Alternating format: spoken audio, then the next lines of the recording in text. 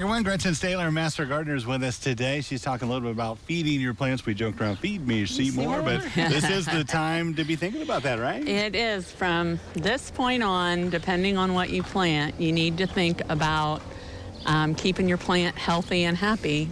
And where diseases and pests come in are stressed plants. And the way you can avoid that is to keep the plants as happy as possible. So I just have two things that's probably a semester chemistry course that I have to do in 4 minutes, but I just kind of want to boil down. I get a lot of questions about how overwhelming those aisles at the hardware store are of all the things. And so in our culture, we've kind of broadened the scientific language of organic and inorganic to mean a lot of things.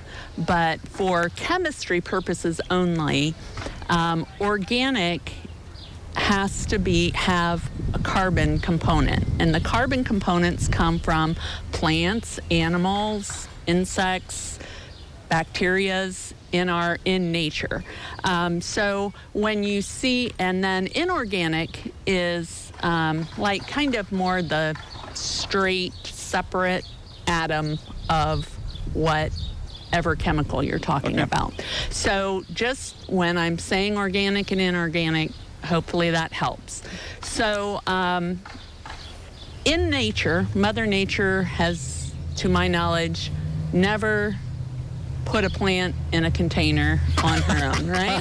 I don't believe so, baskets and pots, huh? Just don't see those pots bumping up on their own in nature. But so things that we're putting in the ground are perennials, shrubs, trees that stay there are by their nature prepared to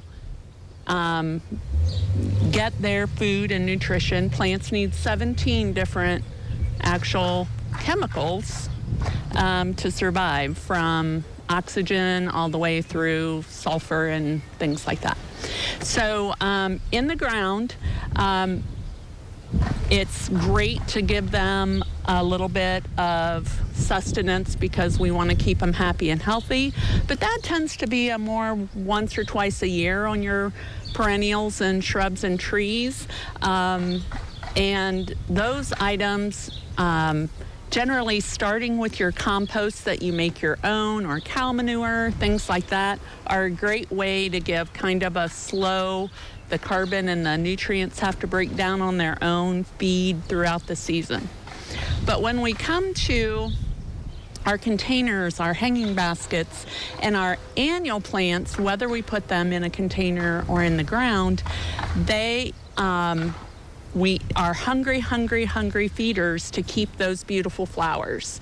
So if you want your annuals, to perform as you expect, you need to feed them. Okay. The boxes of water-soluble and only inorganic compounds are water-soluble, which is why you see a difference on the shelves as well. So, and they require a lot less. A gallon pot only takes this tiny little half a teaspoon of Miracle Grow or half a scoop, of the Osmocote, but compared to cups of the organic material that has to break down on its own. But these pots, anything you have in a container and annuals in the ground, the boxes and containers say like once a week. The growers of plants will tell you that's not near enough. Proven winners says every third irrigation. Oh, wow. Which is actually, if you count rain on your hanging baskets in July or a hot day like this, if you're watering twice a day, that means you pretty much end up fertilizing every day. Wow, okay.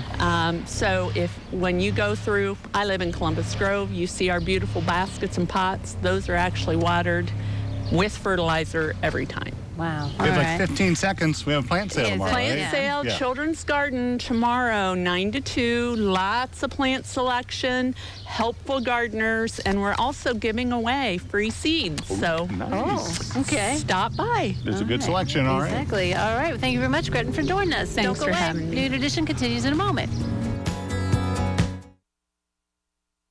Come to D&W Golf Carts and check